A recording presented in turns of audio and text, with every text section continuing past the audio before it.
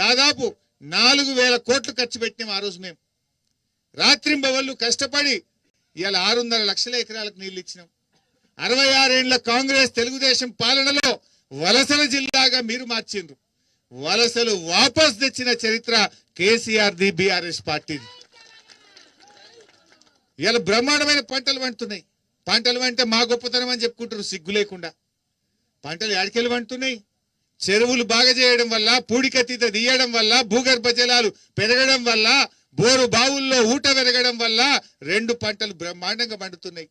Check డ్యాములు కట్టడం వల్ల గ్రౌండ్ వాటర్ టేబుల్ పెరిగింది. మేం చెప్పలే, గవర్నమెంట్ ఆఫ్ ఇండియా రిపోర్ట్ ఇచ్చింది. తెలంగాణలో మిషన్ కాకతీయ వల్ల, చెక్ డ్యాంల వల్ల, ప్రాజెక్టులు కట్టడం వల్ల 6 మీటర్ల భూగర్భ జలాలు పెరిగినాయని చెప్పి గ్రౌండ్ వాటర్ టేబుల్ పెరిగిందని కేంద్ర ప్రభుత్వం రిపోర్ట్ ఇచ్చింది. ఇవాళ చెరువులు బాగా చేసింది కేసీఆర్. 1,00,000 కోట్లు ఖర్చు పెట్టి విద్యుత్ పంపిణీ వ్యవస్థను బలోపేతం చేసి మోటార్లు కాలకుండా 24 గంటల కరెంట్ ఇచ్చింది కేసీఆర్. 1,00,000 కోట్లు ఖర్చు పెట్టకపోతే ఇవాళ బాయికాడ అంత నాణ్యమైన కరెంట్ వచ్చునా, ఇంత పంట పండునా? ఇవాళ విద్యుత్ పంపిణీ వ్యవస్థను 1,00,000 కోట్లు ఖర్చు పెట్టి బలోపేతం చేసింది కేసీఆర్. మిషన్ కాకతీయ చేసింది కేసీఆర్. చెరువులు బాగా చేసింది కేసీఆర్. ప్రాజెక్టులు కట్టింది కేసీఆర్. వాటన్నిటి ఫలితమే ఇలా బంగారం లాంటి పంట పండుతుంది. ఇంకా బాగా అర్థమయ్యేటట్టు చెప్పాలంటే, ఎందుకంటే కాంగ్రెసే ఉండే కదా. 2014లో కేసీఆర్ గారు ప్రభుత్వం ఏర్పడక ముందు ఈ రాష్ట్రంలో కేవలం 30 లక్షల మెట్రిక్ టన్నుల వడ్లు మాత్రమే పండుతుండే. 30 లక్షలు. కేసీఆర్ దిగిపోయే నాడు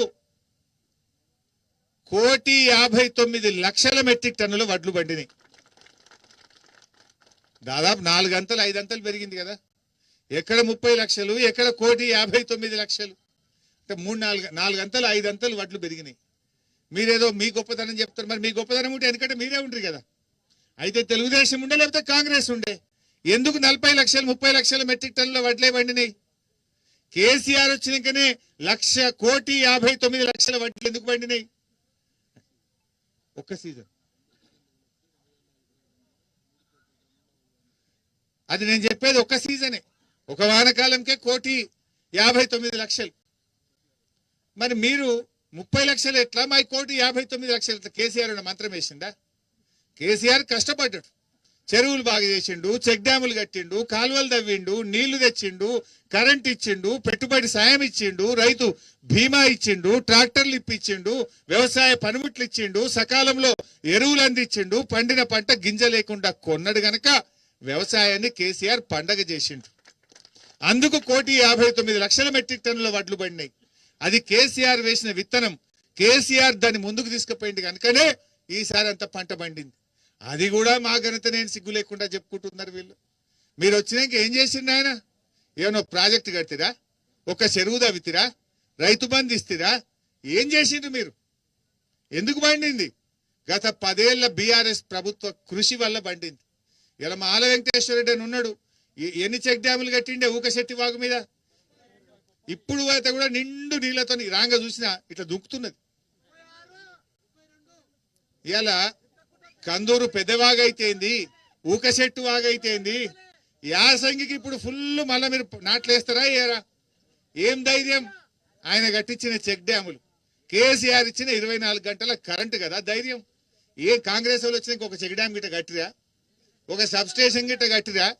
యాడికెళ్ళి వచ్చింది పంట? 10 ఏళ్ల కేసీఆర్ కృషి కాదా? మనం కట్టిన వాడికి రిబ్బన్ కత్తిరిస్తురు అంతే. ఇక నిన్న మహిళల మీటింగ్ పెట్టిండు. నిన్న వరంగల్లో పాపం ఐకేపీ మహిళలందరినీ పట్టుకపోయిండు.